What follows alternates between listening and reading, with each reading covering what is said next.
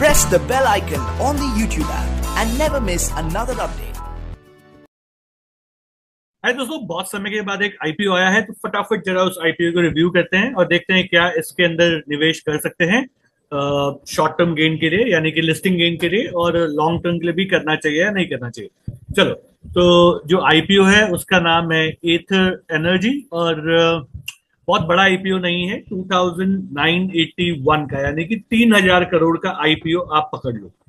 इसका जो डेट्स हैं, यानी कि 28 अप्रैल से लेके 30 अप्रैल तक के लिए ओपन है।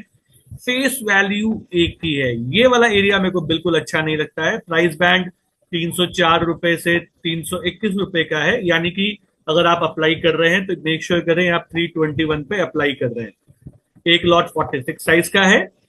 अच्छा, अब ये 3000 करोड़ जो मांग रहे हैं उसमें से फ्रेश इशू है 2626 करोड़ का, और ओएफएस जो है वो है 354 करोड़ का। तो ये वाला एरिया बहुत अच्छा है। ठीक है, अब आगे देखते हैं। थोड़ा सा एम्प्लॉयज को 30 रुपए का डिस्काउंट दिया हुआ है, ठीक है। आईपीओ 30 को खत्म हो जाएगा और 2 तारीख को इसका अलॉटमेंट है, जिसमें लिस्टिंग किसी की लगनी नहीं। ये बात भी आप पकड़ के चलो, मैं आपको अभी से बता रहा हूँ, बहुत कम लोगों की लिस्टिंग लगने वाली है, इफ एट ऑल आप अप्लाई कर रहे हो तो। ओके, अब जो ध्यान देने वाली चीज है वो ये है, देखो यहां पे कि इन्होंने रिटेल वालों को सिर्फ 10% का ही कोटा दिया है। रिटेल वालों को सिर्फ 10% का ही कोटा दिया है, तो आपको मिलना और मुश्किल हो जाएगा। आपको मिलना और मुश्किल हो जाएगा। शेयर इनका प्री शेयर होल्डिंग यानी कि पहले से 54.61 था, इश्यू आने के बाद 48.2% हो जाएगा, जो कि मुझे बिल्कुल अच्छा नहीं लगता। ठीक है, तो अभी तक के हिसाब से मोटा मोटी तो खराब ही है। एक बार इसके अगर हम लोग क्या बोलते हैं फाइनेंशियल्स देख लें तो हम आगे कुछ बात कर पाएंगे। तो आइए जरा फाइनेंशियल्स देखते हैं। तो फाइनेंशियल्स में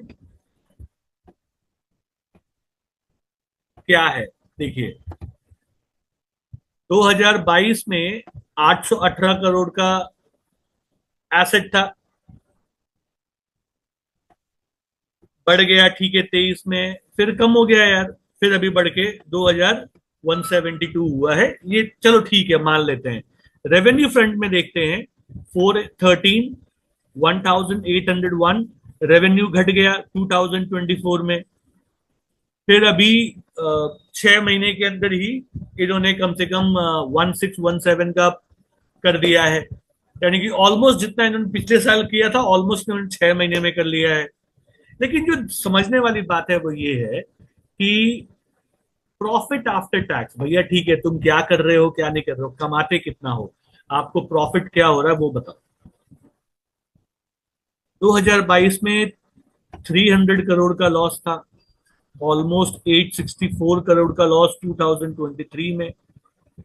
मार्च में 2024 में 1000 का लॉस, अभी 577 का लॉस। तो अगर मैं ये वाला एरिया देखूंगा तो लॉस 50% कम हो गया है। जो कि कंटिन्यूअस बढ़ रहा था वो अब 50% कम हो गया।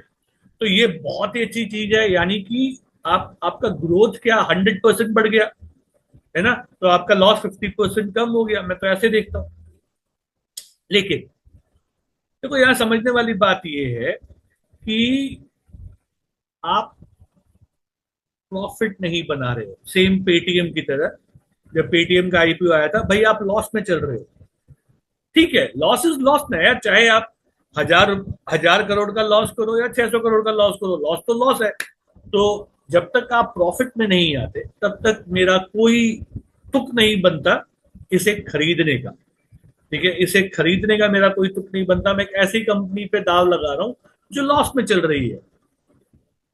तो मैं टोटली इससे बिल्कुल सहमत नहीं हूं और हो सकता है बहुत समय के बाद आईपीओ आया है, तो अगर कोई लिस्टिंग गेन देख रहा है तो 5-6% का लिस्टिंग गेन मिल जाए, 5 to 6% का।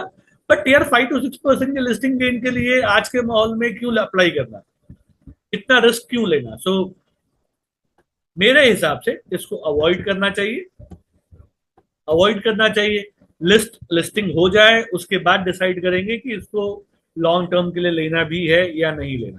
ठीक है, तो होपफुली मैंने आपको इसके बारे में बता दिया। अगर फिर भी कोई सवाल रहे तो आप मुझसे पूछ सकते हैं। फिर आपसे बहुत जल्दी मुलाकात होगी, तब तक के लिए सीखते रहिए, कमाते रहिए, खुश रहिए।